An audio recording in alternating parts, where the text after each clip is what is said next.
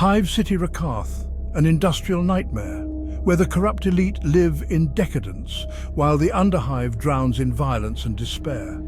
The factories never stop, and the people toil endlessly in the suffocating dark. But something more sinister lurks beneath the surface. A new threat is taking hold of Rakarth. Gratis, a narcotic spreading through the hive, transforming its users into tireless slaves who labor without rest, their minds consumed by the desire to work. The Inquisition suspects something darker at play. Inquisitor Harlequin, a member of the Ordo Hereticus, famous for his hatred of psychers and his ruthless methods. Harlequin cares only for results, and he has sent his agents in Rakarth with one mission: to uncover the origin of Gratis and eliminate the threat at its source. True to his cruel reputation, Harlequin pits his agents against each other, competing for his favor. Those who fail are discarded without a second thought.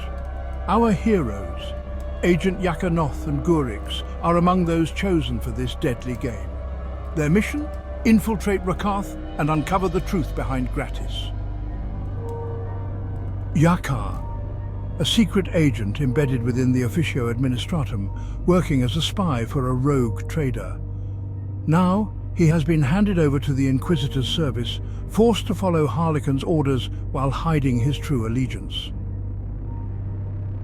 And then there is Gurix, a battle-hardened veteran who fought in Harlequin's wars. Cold, efficient and brutal, he has seen the worst of what the galaxy has to offer, and he has survived. But his loyalty to the Inquisition runs deep. Together, they are sent into Rakarth, following the trail of Gratis, knowing that their success will secure Harlequin's favor, or their failure will cost them everything.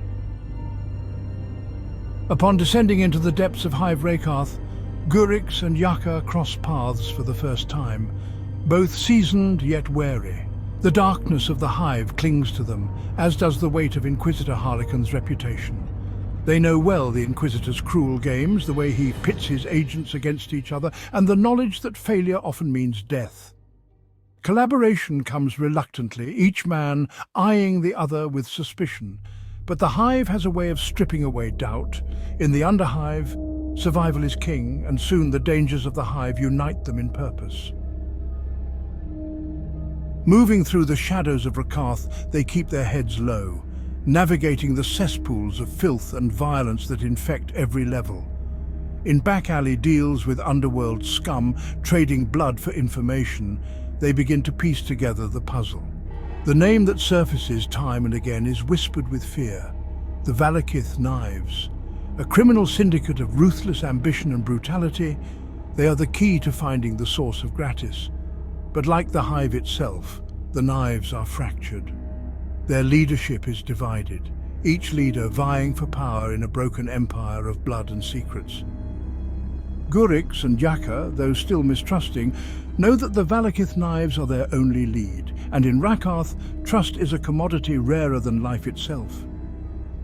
Through weeks of investigation, the agents begin to unravel the effects of Gratis. They witness firsthand the drug's power to turn workers into sleepless drones, unable to rest, obsessed with their labor. Eventually, all clues lead them deeper into the hive, to Battery Manufactorum 3581B, where they know Ragel the Red, the smuggler responsible for distributing Gratis to the rest of the hive, is hiding. In the suffocating depths of Battery Manufactorum 3581B, Gurix and Yakar corner Ragel the Red, the smuggler who fuels Hive Rakarth's dependency on Gratis. The Manufactorum is a rusted, decaying ruin, its machinery wheezing under the weight of constant, brutal labor. Thick, acrid smoke fills the air, and the dull hum of forgotten machines echoes through the shadows. Ragel's bodyguards, hulking figures made of muscle and brutality, close in to protect their master, but they are no match for the agents of the Inquisition. Gurix, the cold and relentless veteran, cuts through them with brutal efficiency. Blood splatters the iron walls and the screams of the dying mix with the clanging of metal on metal. Yaka, silent and precise, strikes like a blade in the dark, leaving only death in his wake. Soon, Ragel stands alone, trembling, cornered like a rat in a labyrinth of rust and shadows. Realizing that he is hopelessly outmatched, Ragel falls to his knees, his voice trembling with desperation. "Wait! I'm just the middleman," he pleads, his eyes darting wildly between the two agents. "I can lead you to those truly responsible for Gratis." He spins his tale, claiming to be nothing more than a pawn in a grander scheme. He promises to take them to the source of the drug, deeper into the Hive, where the Amaranthyne cult awaits. But Ragel's eyes, filled with fear and deceit, betray his true intentions. He is already scheming, plotting his escape. Ragel promises to take them into the bowels of the Hive, where few dare to tread. Travel into the bowels is forbidden by the Macarian vigilantes, who guard Rakarth with an iron fist. Those who venture into the depths may never return, either consumed by the violence of the infested underhive or carrying back with them the taint of forbidden contagions. Ragel claims that the Amaranthyne cultists, twisted followers of a woman called Tourmaline, meet him in the darkness below. They are the ones who provide the drug in exchange for contraband and other goods. The bowels are a forgotten world, a place of twisted tunnels and rusting metal where the air itself is thick with decay. Ragel leads them through the labyrinth, deeper and deeper into the bowels of Hive Rakarth, until they reach the heart of this forsaken underworld. Decima's arena. Here, blood is the currency and death is the entertainment. Decima, the feared leader of the Valakith Knives, rules the bowels through her pit of violence. The arena is a brutal spectacle where fighters are torn apart for the amusement of the crowd. The blood-stained iron floors reeks of death, and the frenzied roar of the spectators echoes like a chorus of the damned. Decima, cold and calculating, regards Yaka and Gurix with a detached curiosity.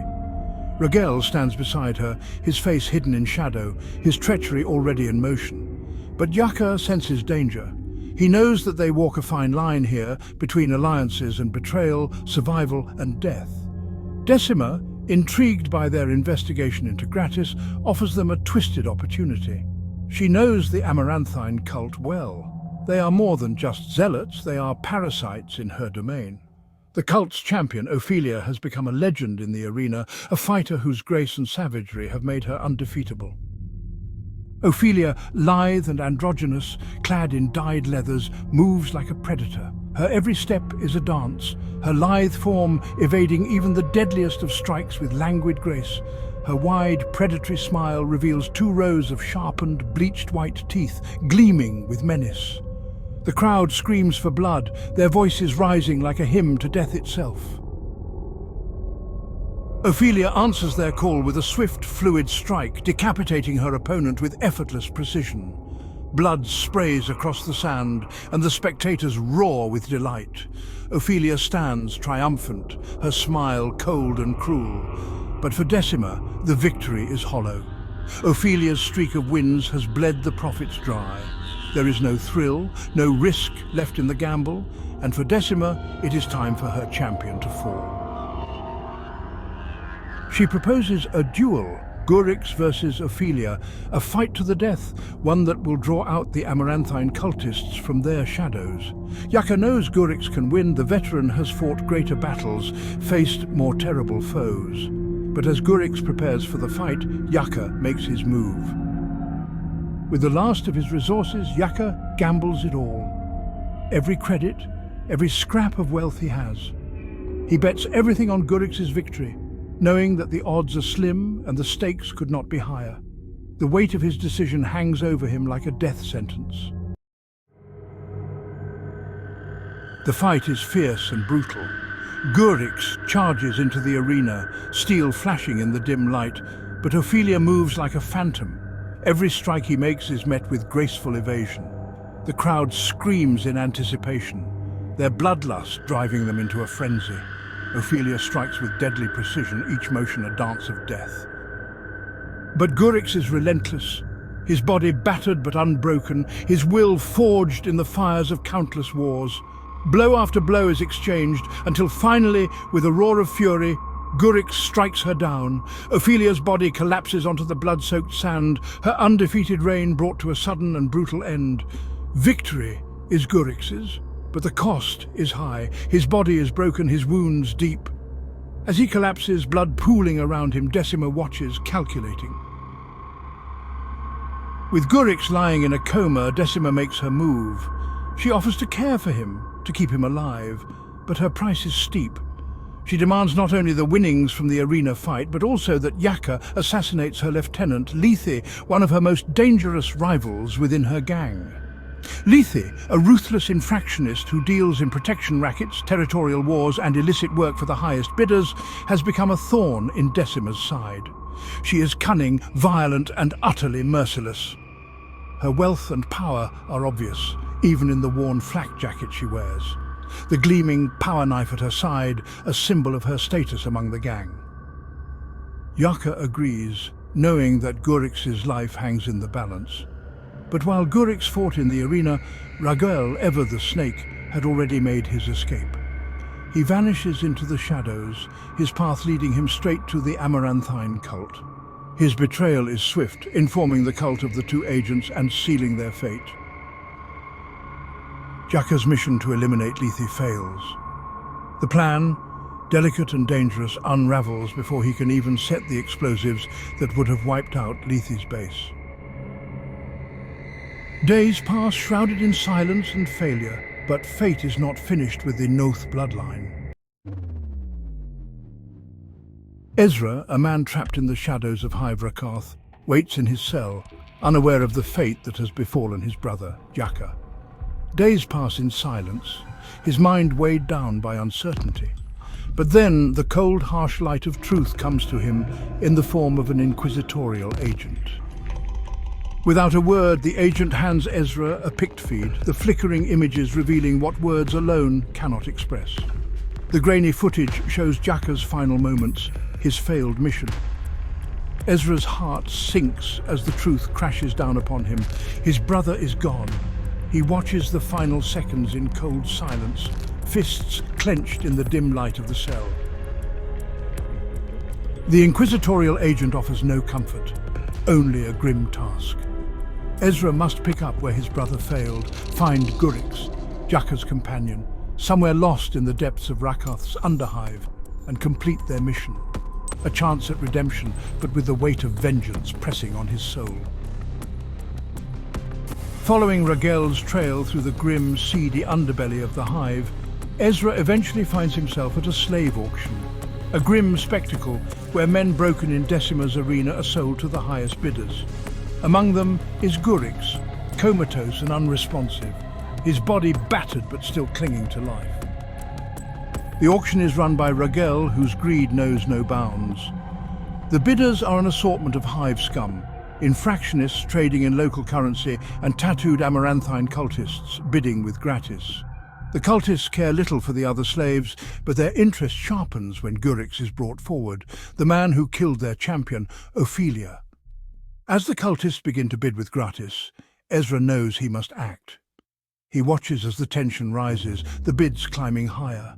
Then, at the crucial moment, Ezra steps forward, offering something none in the Hive can resist: Solar, the Imperial currency. The cultists, enraged but powerless, fall silent as Raguel greedily accepts Ezra's bid.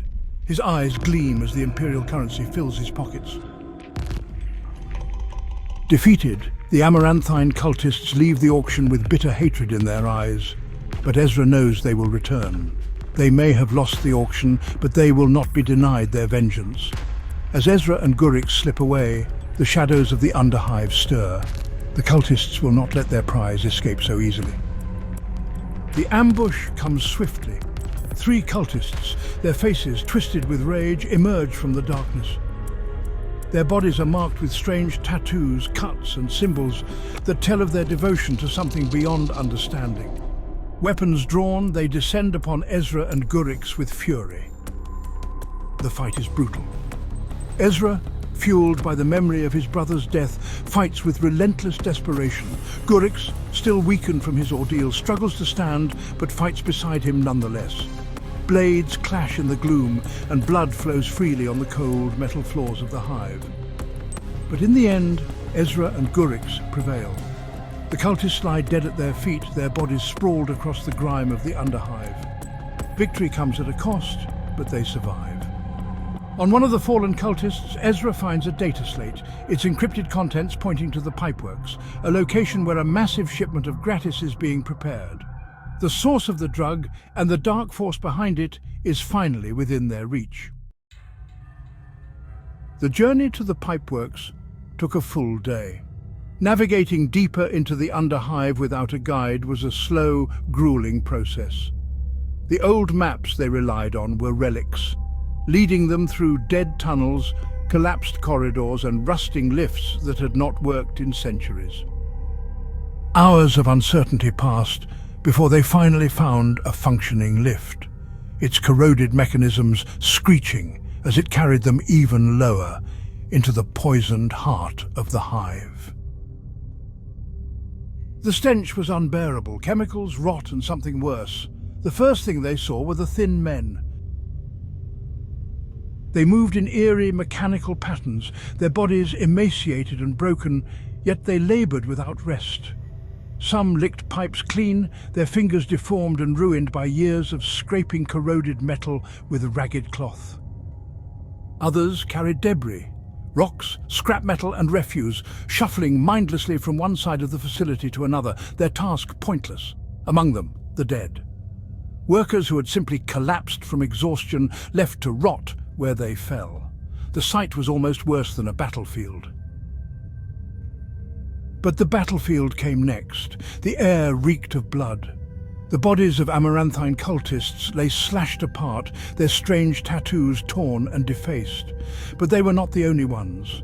Among them, soldiers, their armor scorched and broken. Their heads had been taken. From one of the fallen, they recovered a damaged data slate. Its corrupted files flickered, revealing vital information. Tourmaline, the leader of the Amaranthyne cult, was gathering what remained of her followers at a place called the Temple of Amaranthyne. The slate also confirmed what they already feared. A train carrying a massive shipment of Gratis was preparing to leave the pipeworks, destined for the upper hive. There was no time to do both. The trail led them to a ruined manufactorum, a vast industrial husk long abandoned by reason or purpose. Its hollow halls stretched endlessly, rusting walkways hanging like ribs of a long-dead beast. They moved carefully, knowing they were being watched, and then the cultists ran. A trap. Gunfire erupted. Shadows lunged from the machinery, blades flashing, voices whispering madness between the echoes of the fight. Gurix and Ezra fought brutally, but the cultists were frenzied, unrelenting. The battle dragged on, blood spilling onto corroded metal, until at last the heretic fell. Then the whispers. At first, Gurix thought it was just his own mind struggling through the exhaustion. But the voices grew stronger. They were not his thoughts. They spoke of relief, of strength, of healing. The pain could be taken away. All he had to do was let it in. He clenched his fists, shut it out. But the further he walked, the louder they became. The next chamber was a vision of madness. A larger gathering of Amaranthyne cultists writhed in ecstasy, dancing naked and bloodied around a pile of corpses. The dead had been slashed apart, their bodies carved into grotesque displays, their flesh peeled and arranged into twisting patterns of suffering. The cultists never stopped dancing, even as Gurix and Ezra opened fire. The chamber erupted into gunfire and steel, the zealots screaming in ecstasy as they fell, their bodies collapsing onto the mound of butchered flesh. The last of them died, grinning, their hands still slick with blood. Then, silence. Ezra exhaled, steadying himself. Gurix did not move. The corpses shifted, not in body but in his vision, their heads turned, their dead eyes locking onto him, their mouths moving, whispering, speaking directly to him, the same voices, the same promises. Gurix staggered back, heart pounding. He ran away. Ezra, shocked, hesitated for only a moment before following. They left the cultists behind, left the pile of the dead, left Tourmaline unfound. Days passed in silence. They had failed. The train had left, spreading Gratis to the rest of the Hive. Tourmaline had escaped, and with her, the cult's leadership remained intact. But they had one last debt to settle. Decima was still waiting for Lethe's death. They returned to the bowels, only to find the arena gates drenched in blood. A war had already begun in their absence. Decima's rule was over. Her loyalists were slaughtered, their bodies displayed, nailed to the entrance of the arena like twisted trophies. Among them, Decima herself, her corpse pinned against the metal, her body broken beyond recognition. Everything she had built was gone. There was nothing left, and the underhive moved on.